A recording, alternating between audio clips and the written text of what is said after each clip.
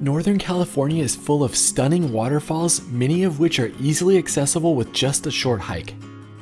On a recent trip to the Siskiyou County area, I decided to see how many waterfalls I could see in only a half day of exploring.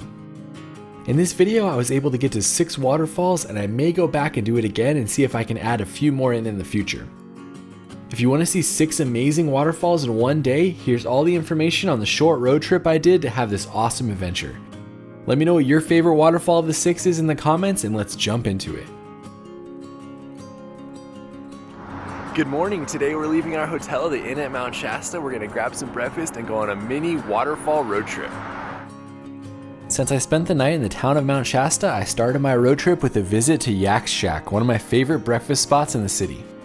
They have amazing breakfast burritos and sandwiches, plus good coffee to go along with it. They also give you funny names, and I was Bubba Shrimp, which is what they called out when my food was ready. After indulging in my breakfast burrito, it was time to start the road trip to the waterfalls.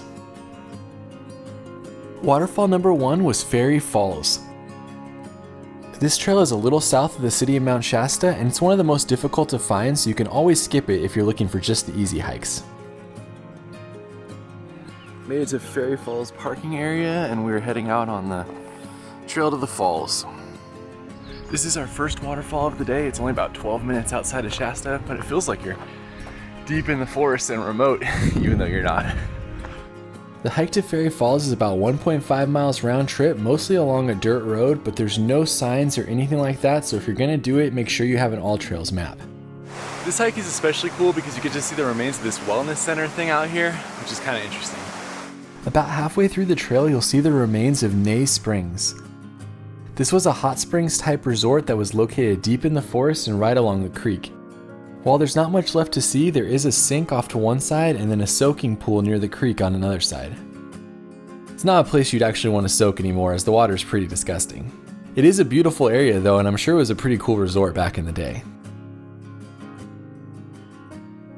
After you leave the ruins, you'll continue uphill and be watching for a small spur. Again, there's no signs, so you want to know where you're going if you go out to the falls. Eventually the falls will come into view, and this is definitely a beautiful waterfall in the area. Waterfall number 1! Ferry Falls drops about 50 feet into a small pool below. The pool is only a couple feet deep, and the waterfall is especially beautiful because of the moss that's on the rocks surrounding it.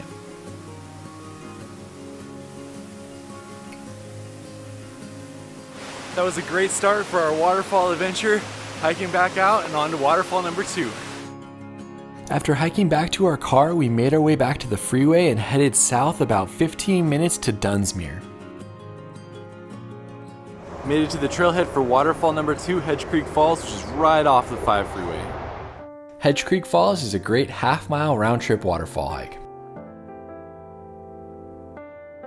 If you follow my channel, you've probably seen me do this waterfall many times. It's just quick and easy right off of the freeway. It is slippery and steep getting down, but it's not a very long trail. In the Highway 5 video, we did it in the snow and ice, but it's much easier in the summertime. There's the first view of the waterfall right there.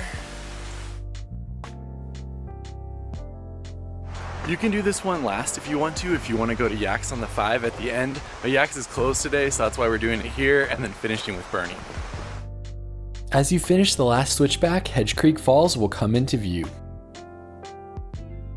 Waterfall number 2, Hedge Creek Falls. Hedge Creek Falls is around 35 feet tall. The waterfall's not as impressive in the summertime, but during the spring it can be flowing pretty good. That being said, it's still a beautiful waterfall to see, and it's awesome that you can walk all the way behind it so you can see it from behind and from both sides.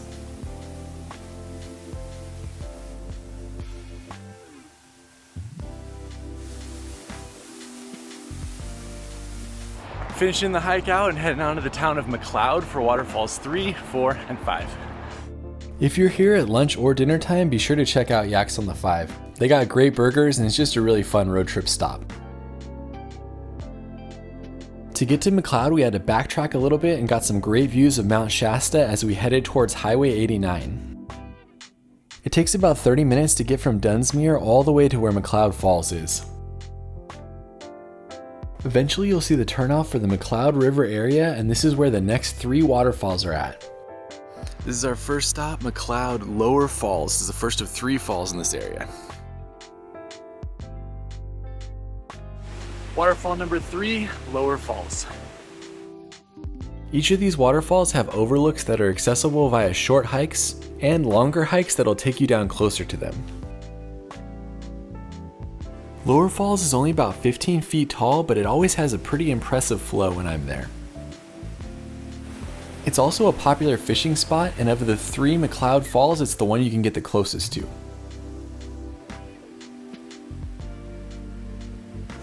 Heading on to Middle Falls. If you have the time, it's about a 4.5 mile hike to get to all 3 of the waterfalls on that trail right there. That's an amazing trail, but we're just gonna drive to them since we're trying to see as many as we can today. The drive from Lower to Middle Falls is only about 5 minutes.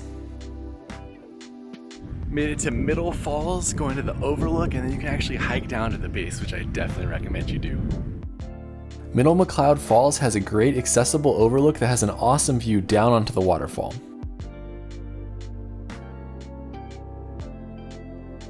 Waterfall number 4, Middle McCloud Falls. Let's take a hike down to get a closer look at them. Just FYI, this trail is short, but it is relatively steep. Of all the trails you'll do today, this is easily the most challenging. It's pretty steep on the way down, and it gains a decent amount of elevation on the way back up. There's our first view right there. Got a few more switchbacks left to get to the base. If you're interested, I also have a video where I snowshoed down here. You can see that right here. It's a pretty cool experience. If you snowshoe out here, you'll be all by yourself the entire time you're at the waterfall. If you come in the summer though, there's always a lot of people, and I've even seen people swimming here. I don't know if that's technically allowed or not, but it did look like a pretty nice place to swim. Middle McCloud Falls is my second favorite of the waterfalls we're seeing today. It's about 50 feet tall and 100 feet wide, and the waterfall is just majestic. That's pretty hard to beat, right? 2 more waterfalls left to go.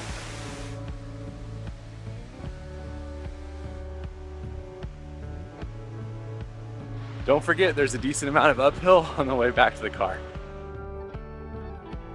After making it back to the car, it's another 5-minute drive to Upper Falls. Heading out to Upper Falls, it's our last of the waterfalls in the McCloud area. To get to Upper Falls, it's another short, accessible hike to the Overlook. One of my favorite things about this waterfall is being able to see the cascades that lead down to the falls. There's the waterfall right there, but it's a little hard to see. You kind of have to go over there in order to see it. If you were doing the hiking trail to all of the falls, this is the turnaround point, and you would walk all the way back to Lower Falls. Upper Falls has a few different viewing platforms along the river that look back at it. Waterfall number 5, Upper Falls. Upper Falls is about 30 feet tall, and it usually has a pretty good amount of flow when I'm here. That being said, it's my least favorite of the 3 McCloud falls, as you see it from pretty far away and there's no real way to get closer. That's it for the waterfalls in McCloud. Now we're heading 30 minutes south to one more waterfall. To get to Burney Falls is about 30 minutes south on Highway 89. Be sure to look back as you're driving, as you'll often get some great views of Mt Shasta. I saw this view and I had to turn around and drive back just to see it again. Eventually you'll see the state park off on the right, and you can pay the $10 fee to enter the park. There's the visitor center here, but it is currently closed.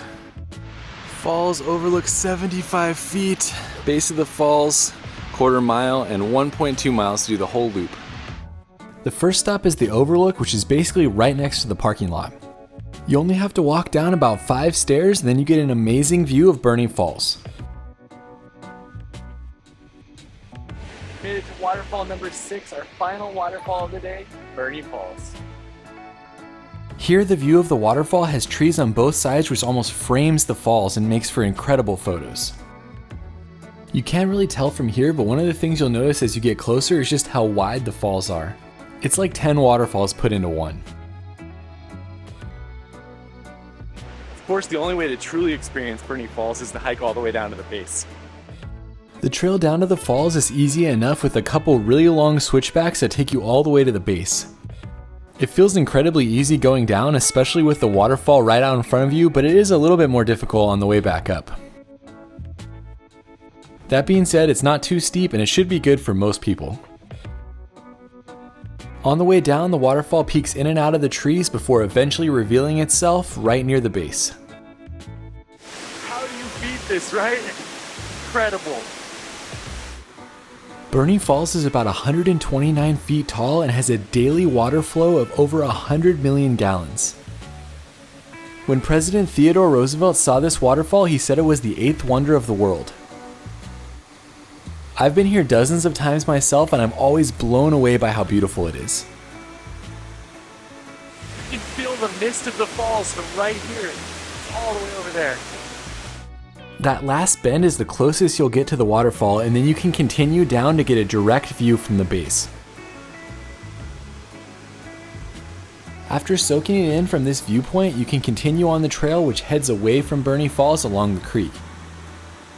Unfortunately, there's really no other views of Burney Falls once you leave this area, which is why most people just go back up the way they came. I do like the trail, and you can see an extended version of this video that shows you the trail on my channel.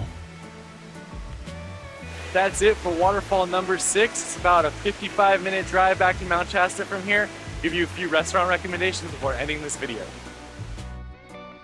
I did this whole waterfall trip in about 6 hours and then headed back to Mt Shasta. Here are some of my favorite spots for food if you're staying in the Mt Shasta area. First up, Sparky's in Mt Shasta is a great restaurant and bar with good food and good beer. Next up, Seven Sons is one of my favorite places for breakfast and for lunch with good coffee and good sandwiches. Next up in Weed, High-Low Cafe is a fun diner with good food, and be sure to grab a cookie for the road. Lastly, Yaks on the 5 is an iconic spot in the area with great burgers and great cinnamon rolls. We made it back to the hotel after an epic day exploring some of the best waterfalls in the Mt Shasta area. Let me know which one is your favorite in the comments, and we'll see you on the next video.